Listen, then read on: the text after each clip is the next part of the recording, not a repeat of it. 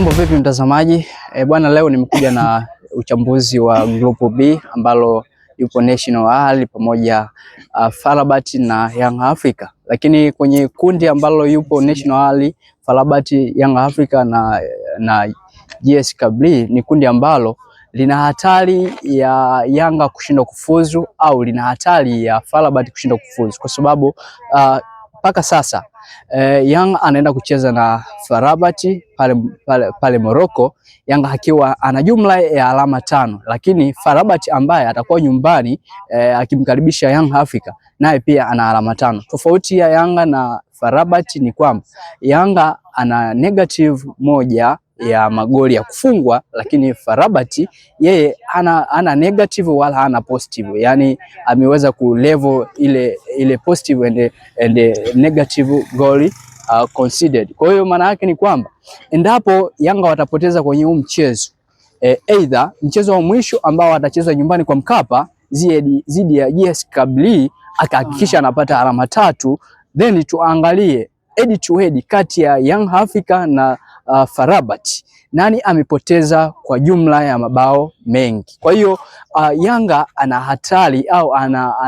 anaenda kunasua mtego ambao FAR anaenda kumtega Yanga. Kwa hiyo kiuchambuzi Yanga anatakiwa akapata alama 3 Morocco ili kujitengenezea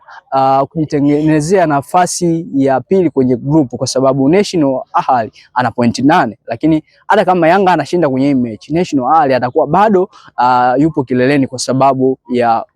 asilimia za magoli ambayo ameyafunga National Al ni mengi kuliko Yanga. Kwa hiyo kwenye huu mchezo Yanga anatakiwa apate alama 3 ili ajitengenezee nafasi ya kufuzu kwenda robo finali. Nirudi kwa upande wa Simba ambayo msimu huu imeonekana imedrop kutokana na poor performance ambayo wameonyesha kwenye game 3 ambazo zimetoka nyuma. Ikumbuke kwamba Simba amecheza mechi kwa Mkapa amepoteza, Simba ameenda ugenini amepoteza, juzi tena amecheza kwa Mkapa, mechi imeisha kwa sare ya bao 2-2, mechi ambayo watu wengi mashabiki wanachama wa Simba waliamini Simba atapata matokeo ya ushindi wakati anaelekea kucheza na timu ya Angola, at least akiwa na alama 3 ili akahakikisha anapata alama 3 zingine, atakuwa na alama 6, anarudi nyumbani kwa Mkapa, anamalizia mechi ya mwisho anakuwa na alama 9, anaongoza ligi, anaongoza kundi na kujitengenezea nafasi ya kupita kwenye kundi lao. Lakini mambo yametokea ndivyo sivyo, kadiri ambavyo mashabiki na wanachama wa klabu ya Simba walitarajia kukiona kutoka kwa klabu ya Simba, ndicho ambacho kimetokea tofauti. Kwa hiyo Simba kwa sasa wanachokihitaji kwenye mchezo wa tarehe 7, mchezo ambao wanaenda kucheza pale Luanda, Angola, kuhakikisha wanapata ushindi kwenye huu mchezo ili wakavune alama 3 ambazo kutokana na muonekano wa grupu Simba ana nafasi tena ya kupita, lakini zile alama 3 zitamsaidia Simba kujitengenezea mazingira mazuri kwenye msimamo wa kafu kwenye zile rank, ili sasa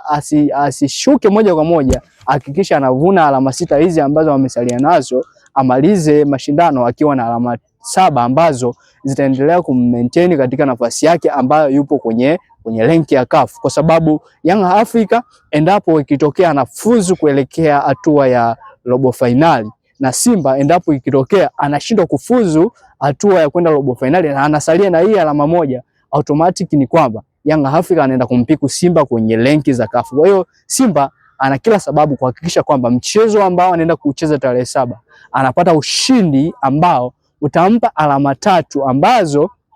zitampa faida, sio kufuzu kwenye group. Kwenye group ameshashindwa kufuzu, lakini alama 3 ambazo Simba Sports Club zitampa faida ya kujiweka katika nafasi nzuri kwenye kafu ranking system ambayo Simba kwa sasa Tanzania ni timu namba 1